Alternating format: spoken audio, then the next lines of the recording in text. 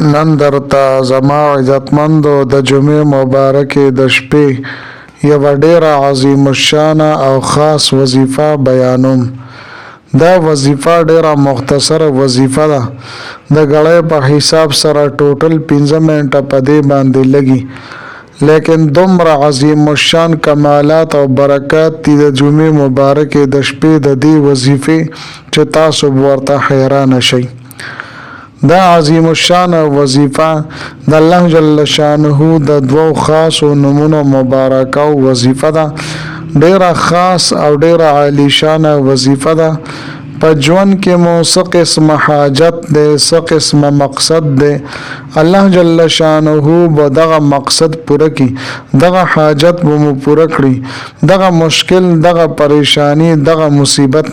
دا به الله جل شانه ختم کړي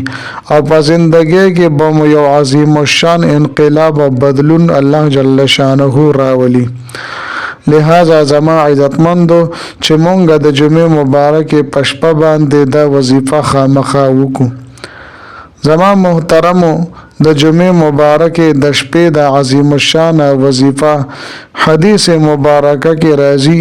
چې د جمعې مبارکه شپه روحانه شپه ده او د جمعې مبارکې ورځ دا روحانه ورځ ده. نو زما عزتمندو د جمعې مبارکې شپې ته روحانه شپه ویلې شوې ده او د جمعې مبارکې شپې یو خاص او لاجواب عمل او وظیفه زه تاسو ته نن بیانوم. ان شاء الله تعالی د الله جل شانه په فضل و کرم سره او د دې عظیم الشان وظیفې په برکت سره به د ستاسو هغه ناممکنه حاجتونه الله جل شانه به پوره کړي چې لا تر اوسه پورې نه دي پوره شوي. ان شاء الله تعالی د ستاسو تمام حاجتونو حل، د ستاسو د تمام مسایلو حل په دې وظیفه کې پروت دی. زما عزتمندو د ستاسو مشکلات په الله جل شانه ختم کی، ستاسو تمام حاجات په الله جل شانه پوره کړي. د ستاسو حاجتونو د پاره دا یو وظیفه چې د الله جل شانه د اسماء مبارکه وظیفه ده، هم د دې د پاره دا یو وظیفه کافی ده. زما عزتمندو الله جل شانه په خپل بنده باندې ډیر زیات مهربان دی، ډیر شفیق ذات دی او په خپل بنده باندې ډیر زیات رحم کوونکی او فضل کوونکی دی. لہذا زما محترمو چې کله در باندې د الله رب العزت فضل و کرم او رحم وي نو د الله جل شانه شکر ادا کوي، د الله جل شانه حمد و ثنا بیانوي او د الله جل شانه په ذکر باندې خپل ځان مصروف ساتي. او کله چې تاسو باندې د الله جل شانه له طرف نه رحم او کرم او فضل نوي نو بیا پوهه شه چې الله جل شانه زمانه خفه دی. نو زما محترمو مونږ ته پکار دي چې په خپلو ګناهونو باندې توبه تایب شو او ورسره د استغفار کثرت هم شروع کو.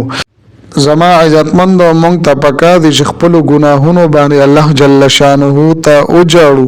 توبه تایب شو، کثرت سره استغفار وکړو، د الله جل شانه په مخ کې پرشتیا سره د سچ توبه مونږ تاسو وباسو. زما عزتمندو حدیث شریف کې راځي التائب من الذنب کمن لا ذنب له. یو سړی د ګناه نه توبه وویستا په سچ سره پرشتیا سره چې بیا به آینده زه دا ګناه نه کوم، نو دې داسې شو چې لکه د سره اډو مخکې ګناه کړی هم نه ده. زما عزتمندو چې مونږ د الله جل شانه په دربار عالیه کې مونږ توبه وباسو د خپلو ګناهونو او الله جل شانه ته جلاګانې فریادونه وکړو، ان شاء الله تعالی الله جل شانه به زمونږ ګناهونه معاف کی، نو زمونږ دعاګانې به بیا هم قبلیږي، زمونږ پریشانې وي، زمونږ مشکلات وي، هغه به هم الله جل شانه ختمي. او چې کله هم په مونږه باندې صداسې حالات راشي، په مشکلات او پریشانو کې راګیر شو چې مونږه فوراً الله جل شانه طرف ته متوجه کیږو. او زما عزتمندو مونږ ته پکار ده چې مونږه لږ په خپل ژوندۍ باندې نظر واچو، آیا زه چرته څه ګناه کې خو مبتلا نه یم، یو ناروا کار کې خو زه مبتلا نه یم چې د هغې د وجې نه زما دعاګانې نه قبلیږي، زما وظایف کار نه کوي، زما عبادات نه قبلیږي. نو زما عزتمندو الله رب العزت طرف ته متوجه کېدل پکار دي الله جل شانه ته منت او زاری کول پکار دي او الله جل شانه ته په سچ سره توبه استل پکار دي ځکه چې هم دا الله جل شانه به د ستاسو مشکل هم ختمي ستاسو پریشانې هم ختمي د ستاسو حاجتونه پوره کوي او په مخفل مقاصدو کې به تاسو ته کامیابی درکړي زما محترم دا د الله جل شانه صرف 3 صفتی نمونه دي ان شاء الله تعالی د دې نمونو وسیله او توفیل او په برکت سره او د جمعه مبارکه د عظیم الشان شپې په برکت سره به الله جل شانه د ستاسو تمام حاجتونه پوره کړي ډیره مختصر وظیفه ده د غړې په حساب سره ټوټل 15 منټه په دې باندې نه لګي لیکن په دې وظیفه کې ډیر خاص اثرات او ثمرات او برکات او کمالات پټ پراته دي زما عزتمند وظیفه ز تاسو ته بیانوم خو د دینه مخکې چې چرته تر اوسه پورې مزما چینل سبسکرایب کړی نه وي نو برای مهرباني دا چینل سبسکرایب کړئ سبسکرایب سره خواږه د ټلې ولا نشان دی دا تاسو کلیک کړئ او سلیکټ لیکئ د دې لپاره چې د هر راتلونکي ویډیو نوټیفیکیشن تاسو ته ملایويږي زما عزتمند زما د حوصله افزایی لپاره ویډیو ضرور لایک کړئ او لاندې کمنټ کې تاسو ماشاءالله سبحان الله جزاک الله یا د دې په شانت نور خپل الفاظ منشن کوي کوي د دې لپاره چې مال حوصله افزایی ملایويږي او نو ډېر خپل وظایف زتا سو ته په دې چینل کې راوړم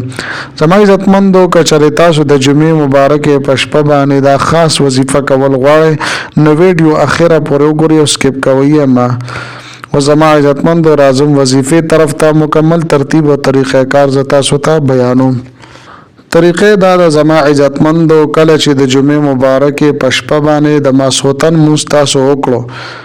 فرض مو وکړو سنت مو وکړو او وتر واجب مو هم وکړو نو بیا په خپل ځای باندې به تاسو کې نه 3 پیری یا 15 پیری یا 9 پیری یعنی تا عادت کې به تاسو درود شریف ولولای خدا د چې درود ابراهیمی وي کله چې ما درود شریف ولوسته نو بیا د الله جل شانه د 3 نمونه دي یا الله یا وهاب یا سمیع یا الله یا وهاب یا سمیع دا بسو مرتبه سل پیری اولولی او بیا با اخیره کې تاق عادت کې کچره مخ کې مدري پیری درود شریف لوستلو نو اخیره کې به هم 3 پیری درود شریف اولولی یا 15 پیری یا 9 پیری به درود شریف اولولی او بیا به د دعا د پر لاس پورته کې تاسو مسله هم ده د الله جل شانه نو په جزء سره په ګلګلا سره دعاګانې وغوړي دغه رنګ زما عزتمند اوس وظیفه لا هم مکمل نه ده کله چې تاسو سحر پاسې دی نو سنت تاسو وکړه او فرض مولا نه دی کړی نو سنت او فرض په منځ کې د جمعې فرض باندې هم دې طریقې سره به تاسو دوباره بیا دا وظیفه وکړئ